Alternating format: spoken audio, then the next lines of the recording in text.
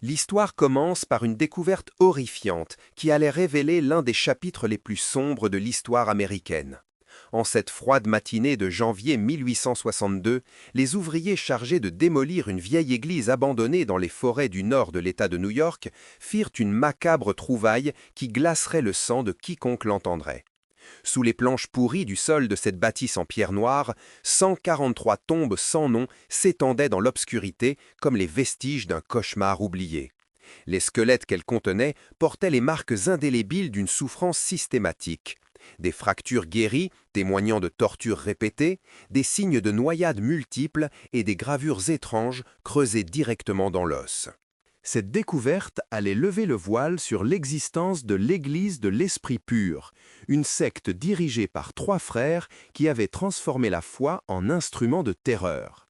L'histoire remonte à l'été 1825, quand les trois frères Ravenscroft arrivèrent dans le petit village de Ravenwood, situé à 40 miles au nord d'Albany.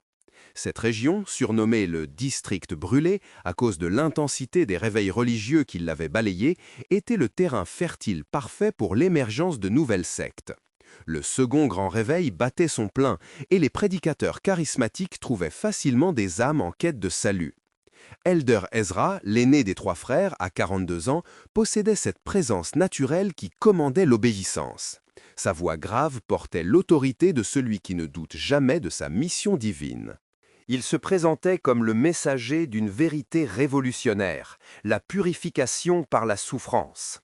À ses côtés, Deacon Silas, âgé de 39 ans, arborait l'apparence d'un érudit avec ses lunettes cerclées de métal et ses cahiers toujours remplis de textes théologiques. Il était l'intellectuel du groupe, celui qui justifiait leurs actes par des arguments pseudo-religieux sophistiqués. Le plus troublant des trois était sans doute Prophète Caleb, le benjamin de 35 ans. Sa voix n'était qu'un murmure, mais elle portait étrangement loin, comme si elle était amplifiée par quelque force surnaturelle. Ses yeux se révulsaient fréquemment dans ce qu'il prétendait être des visions divines, et son influence sur les fidèles grandissait de jour en jour. C'est lui qui, dès 1840, choisissait personnellement tous les candidats aux cérémonies d'ascension. Les frères achetèrent rapidement un terrain vaste et y construisirent leur église, une structure inhabituelle en pierre noire qui semblait absorber la lumière plutôt que la refléter. Le bâtiment principal était dépourvu de fenêtres, créant une atmosphère oppressante qui préparait psychologiquement les fidèles à accepter les enseignements les plus sombres. Au début, la doctrine des Ravenscroft paraissait relativement simple. Le salut véritable ne pouvait être atteint qu'à travers la souffrance, seule capable de brûler le péché et les impuretés de l'âme. Cette interprétation littérale de la purification corporelle différait radicalement des autres mouvements religieux de l'époque.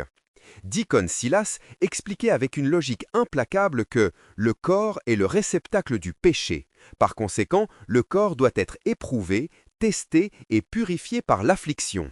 Le contrôle s'installa graduellement, avec la subtilité d'un poison lent. Les membres étaient encouragés à donner leurs biens terrestres pour éviter les attaches matérielles. Les rituels, d'abord relativement bénins, jeûnes, prières prolongées, bains d'eau glacée, s'intensifiaient méthodiquement. Comme la grenouille dans l'eau qui chauffe lentement, les fidèles s'habituaient progressivement à des pratiques de plus en plus extrêmes. Les plus dévoués étaient invités à devenir des réceptacles de l'esprit, un statut qui exigeait des rituels de purification plus profonds. En 1829, les frères Ravenscroft avaient établi un contrôle total sur la vie, les pensées et les corps de leurs adeptes. La communauté vivait désormais dans une terreur déguisée en dévotion. Le basculement définitif vers l'horreur pure survint le 21 décembre 1829 lors de ce qui fut appelé la première ascension. 3 fidèles furent choisis pour subir les 7 épreuves de purification. Dépouillés de leurs vêtements, ils furent attachés à des croix de bois renversées dans les caves nouvellement creusées sous l'église. L'épreuve de l'air consistait à provoquer une sensation de noyade en versant de l'eau sur des linges humides recouvrant le visage des victimes. L'épreuve de la terre les enterrait vivants jusqu'au cou, les laissant dans cette position jusqu'à ce qu'ils perdent connaissance. L'épreuve du feu utilisait des instruments métalliques chauffés au rouge appliqués sur la peau. L'épreuve de l'eau les plongeait répétitivement dans l'eau glacée jusqu'à l'évanouissement. Après que les 7 épreuves furent accomplies, les 3 victimes moururent dans d'atroces convulsions. Elder Ezra proclama qu'ils avaient ascensionné avec succès et que leurs corps étaient désormais des réceptacles vides à vénérer comme des reliques sacrées. Les corps furent conservés dans des chambres nouvellement construites sous terre. Au fil du temps, ces catacombes s'étendirent en un réseau complexe de tunnels et de salles, incluant la chambre des saints où les corps étaient préservés, certains momifiés, d'autres réduits à l'état de squelette et disposés dans des postures de prière ou d'extase. Dès 1840, les rituels d'ascension avaient lieu mensuellement, avec une fréquence accrue lors des solstices et équinoxes. Mais l'horreur de cette secte ne résidait pas seulement dans son fanatisme religieux. Elle cachait une motivation double, le contrôle et le profit tiré d'une recherche pseudo-scientifique macabre. Deacon Silas utilisait ses relations académiques pour établir un marché noir vendant des ossements humains aux écoles de médecine d'Albany, de New York et de Philadelphie. Entre 1840 et 1845, au moins 67 réceptacles furent vendus sous le couvert de financement de recherche. Silas appliquait les connaissances médicales ainsi acquises pour améliorer les techniques de préservation et développer de méthodes de torture ne laissant aucune trace externe visible. Finalement, la doctrine religieuse s'avéra n'être qu'un masque dissimulant des expérimentations physiologiques primitives mais systématiques sur des corps vivants. Les journaux de Prophet Caleb révélèrent des études anatomiques détaillées incluant la croyance que l'âme résidait dans des nœuds spécifiques dispersés dans le corps humain.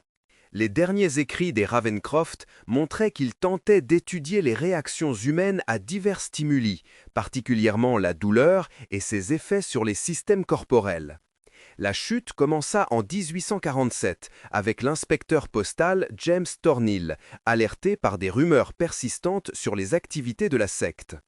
En 1850, le docteur William Garrett contacta secrètement Thornhill, fournissant des rapports médicaux détaillés montrant que les cadavres rechus de l'Église présentaient des signes de traumatisme antémortem systématique.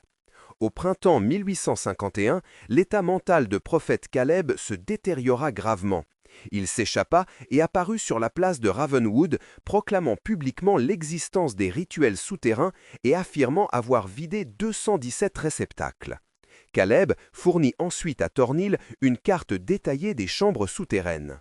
Apprenant l'arrestation de Caleb, Elder Ezra et Deacon Silas activèrent leur plan de contingence, la flamme purificatrice, incendiant l'église pour détruire les preuves.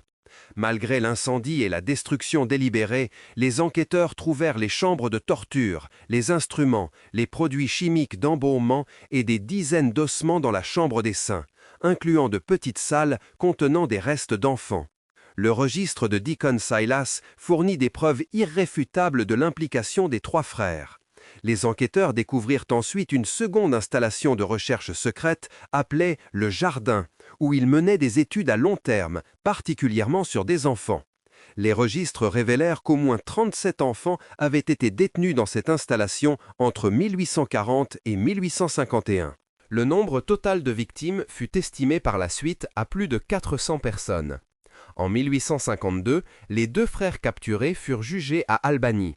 Elder Ezra choqua la salle d'audience en assurant sa propre défense, présentant un sermon de près de 4 heures, affirmant que leur crime était destiné à élever l'humanité par la compréhension systématique de la transcendance.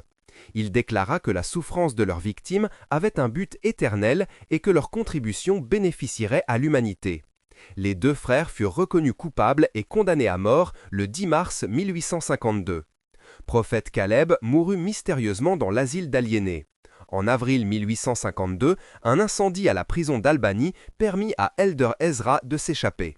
Deacon Silas fut officiellement déclaré mort, mais les enquêteurs soupçonnèrent que les 2 frères s'étaient échappés et qu'un autre cadavre avait été identifié par erreur. Après l'évasion, une vague de meurtres rituels visa les médecins qui avaient reçu des spécimens de l'Église, suggérant que les frères ou leurs disciples éliminaient systématiquement ceux qui avaient trahi leur œuvre. L'affaire Ravencroft devint un exemple fondamental de la nécessité de limites éthiques dans la recherche scientifique.